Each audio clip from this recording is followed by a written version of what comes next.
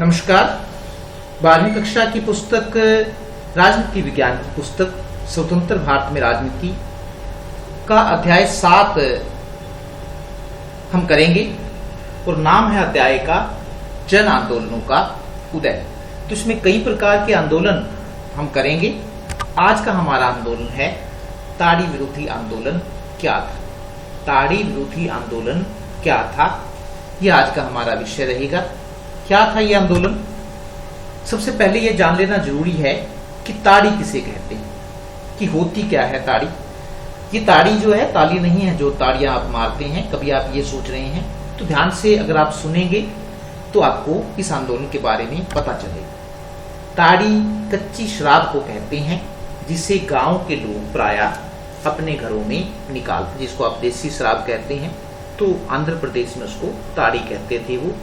तो ताड़ी कच्ची शराब को कहते हैं जिसे गांव के लोग प्राय अपने घरों में ही निकालते हैं। इस प्रकार का कोई बर्तन होता है जिसमें जो लोग हैं वो निकाल लेते हैं। तो जिन्होंने देखा होगा तो वो इस चीज को बता सकते हैं।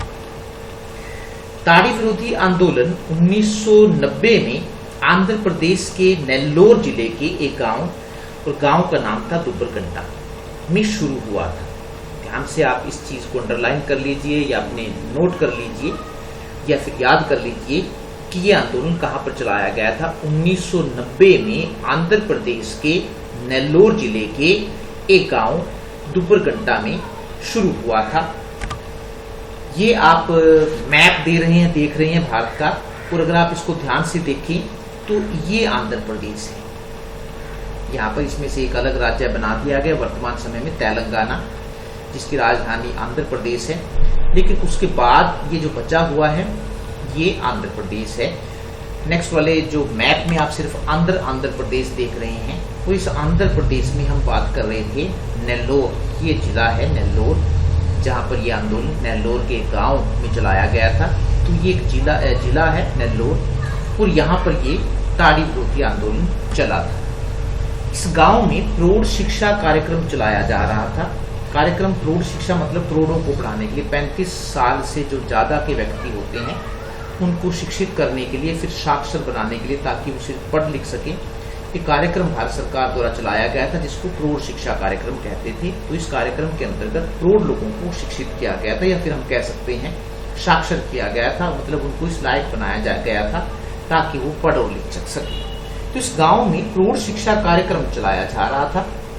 इस कार्यक्रम में भाग लेने के लिए गांव की महिलाएं एक स्थान पर इकट्ठा हो, सभी के सभी जो अपने काम, जो उनके घरेलू काम होते हैं दिन प्रतिदिन के, उनको निपटाने के बाद वो एक स्थान पर गांव में इकट्ठा होती थी। महिलाओं की आपसी तो जब इकट्ठा होती थी तो बातें भी करती होंगी। तो महिलाओं की आपसी बातचीत से यह बात सामने आई कि सभी महिलाएं अपने पुरुषों की, अपने पतियों की ताड़ी पीने, ताड़ी समझ में आ गया होगा आप सभी को, कच्ची शराब को कहते हैं। तो सभी महिलाएं अपने पुरुषों की ताड़ी पीने की लत से परेशान थी। ताड़ी पीने के कई बुरे परिणाम सामने आ रहे थे, जैसे शराब पीने के कारण पुरुष शारीरिक और मानसिक रूप से कमजोर होते जा रहे थे। सभी आपने देखा होगा, अगर आपके घर में कोई शराब पीता है तो शारीरिक प्रभाव तो पड़ता ही है, दुष्प्रभाव इसका, शरीर कमजोर हो जाता है, साथ ही मानसिक रूप से भी व्यक्ति कमजोर हो जाता है। तो शराब पीने के कारण पुरुष शारीरिक और मानसिक रूप से कमजोर होते जा रहे थे। शराब के नशे में धुत रहने के कारण पुरुष खेतों में नहीं जा पाते थे, जिसके कारण खेती बाड़ी का काम प्रभावित हो रहा था। सारे दिन शराब पी के पड़े रहते थे, जिसके कारण खेतों में नहीं जा पाते थे, और खेती बाड़ी का काम भी पूरी तरह से प्रभावित हो रहा था। तीसरा, शराब बेचने वाले लोगों को उधार शराब बेचते थे। जब लोगों के पास पैसे नहीं होते थे तो उधार में उनको शराब देते, जिसके कारण लोग कर्जदार बनते जा रहे थे। शराब, जो शराबी व्यक्ति होता है उसे तो कहीं से भी पीनी हो, चाहे उधार लेकर पीनी हो, तो उधार में शराब बेचते थे, जिसके कारण जो लोग था वो कर्जदार बनते जा रहे थे। पुरुषों के शराब पीने के कारण परिवारों में तनाव और मारपीट का माहौल बनने लगा था।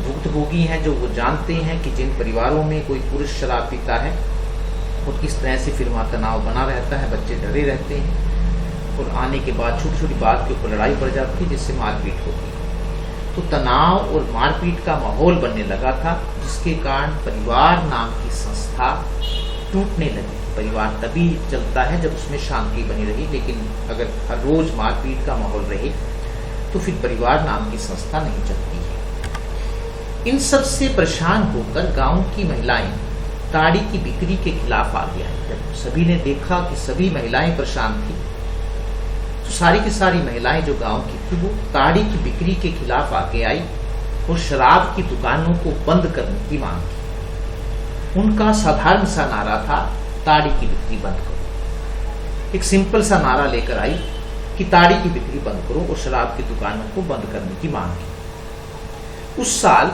नेल्लोर जिले में ताड़ी की नीलामी 17 बार रद्द करनी पड़ी। महिलाएं नहीं बेचने दे रही थी, सरकार बेचना चाहती थी, तो 17 बार ताड़ी की नीलामी रद्द करनी पड़ी। जब यह खबर पूरे राज्य में फैली तो 5000 गांव की महिलाओं ने इसमें भाग लिया और ताड़ी पर रोक लगाने की। पूरे राज्य में जब ये खबर फैली कि वहां पर आंदोलन हुआ है तो सभी परेशान थे। तो जितने भी गांव थे जिनकी संख्या 5000 के लगभग थी, उन सभी गांव की महिलाएं ने इस आंदोलन में भाग लिया और ताड़ी पर रोक लगाने की मांग की। लेकिन सरकार ने उनकी मांग को नहीं माना। क्यों नहीं माना?